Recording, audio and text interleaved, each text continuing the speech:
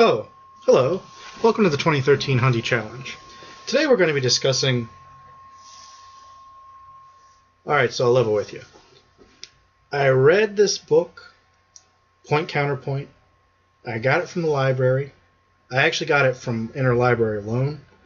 And I read the whole thing, and I'm going to review it, but I sent the book back without making this review, so I don't have it here to show you. So that's the first time I've flubbed up until now. I've always had the book to show you. So there you go. Nobody's perfect.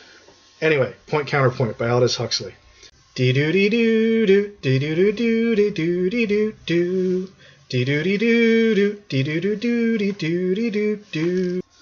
Alright, so like I said in the opener, I sent this book back. I thought I had done the video. I guess I never did. So it's kind of been a while since I read it. I don't really remember a whole lot of the specifics about it. But I'll just tell you what I recollect about it, which is that it was terrible. Okay. Earlier in this year, we read Brave New World by Aldous Huxley, which was obviously the superior piece. This book was about the intellectual life of the 1920s and 30s. And if I hadn't read the back of the book, which I don't always do when I get these books, I don't even have enough time to read the back of them, let alone the frontispiece and the preface. I don't read any of that shit usually. But in this case, I was just so baffled reading this book that I turned it over and read to see what the publisher had to say about it. And they said, oh, well, it's a send-up of all the most important intellectual and literary figures of the 1920s. And then it lists all these people. And some of them I had heard of. Some of them were like, D.H. Lawrence, and I don't remember if he was really one of them. He might have been dead by then. But some of them were other people from this list, and some of them were people I had just never heard of. So what it reminded me of, and this might sound weird, but some of you will be on board with me here.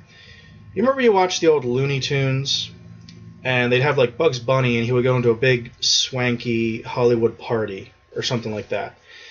And they had all the stars that were famous at the time. So, they'd have like Humphrey Bogart and, all these lesser-known stars. He's just one that I still know today, But they'd have all these stars, and he would walk around, and there would be that cartoon version of that star, and he would be making fun of them. So when I, in the 80s or the 90s or whatever, was watching these cartoons, I was just like, this is kind of a goofy cartoon. I don't really understand it.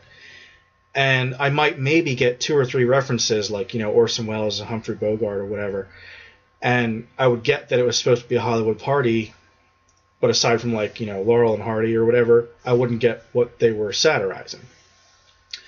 So this is what that book felt like to me, to the nth degree.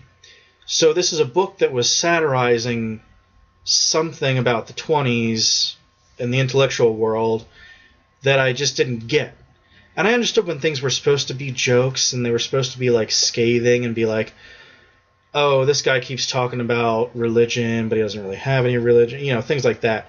I'd be like, I get that this is supposed to be a joke, but this isn't particularly amusing to me. Like, it has not aged well.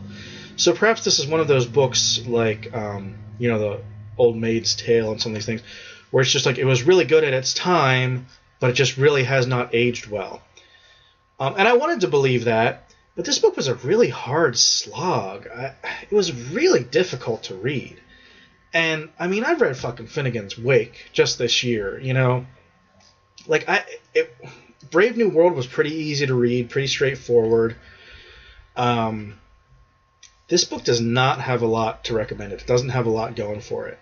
And the most interesting thing that I remember was they were talking about bringing a frog back to life, which I guess was supposed to be kind of a stand-up of science. Or no, I know what it was. They were trying to make a frog regenerate its legs and determining when exactly you could cut off its leg and it would still grow back. And that was mildly interesting. And really, that was my only takeaway from this book. I feel bad, I feel bad because all these books are on this list for a reason. Some of them are just like outright bad. Some of them I know maybe I just don't get it, or maybe I would get it more if I studied. And some of them are just like this, like it just has not aged well. And I feel like I would have to have some kind of working knowledge of the intellectual and literary world of that time frame to get anything out of this. So not accessible and not real well written, and I didn't really care for it. So sorry, sorry, Aldous Huxley. Weirdly, I didn't think I would get to this point and recommend Brave New World, but yeah, I would definitely recommend Brave New World over this. So thanks for tuning in. We'll see you next time.